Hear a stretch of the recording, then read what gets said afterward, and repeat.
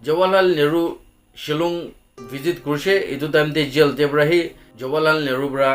গাইডিন লোকে লগ পাইছে আৰু তাই দুইজন তাতে পৰা ইণ্টাৰেকশ্যন কৰিব পাৰে কিনা তাই পৰা এচিয়ৰ কৰিছে প্ৰমিছ কৰিছে কি তাই কিনাকা হ'লে বি তাইকে গাইডিন লোকে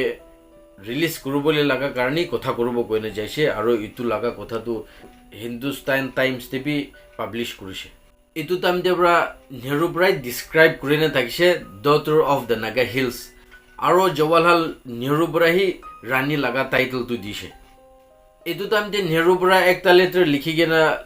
ব্ৰিটিছ এম পি লেডি এষ্টৰকে ৰাণী গাইডিনলৈকে ৰিলিজ কৰিবলৈ লগা একটা কাম কৰি দিবি হলিবি ছেক্ৰেটাৰী অফ ইণ্ডিয়ান ষ্টেট পৰা ৰিজেক্ট কৰি দিছে যদি ৰাণী গাইডিনলৈকে ৰিলিজ কৰিছে ক'লে আৰু ৰিজনতে প্ৰব্লেমছটো এৰাইজ কৰিব এইটো লগা ৰিজনতে পৰা তাই খান পৰাহি এইটো তাই লগা লেটাৰটো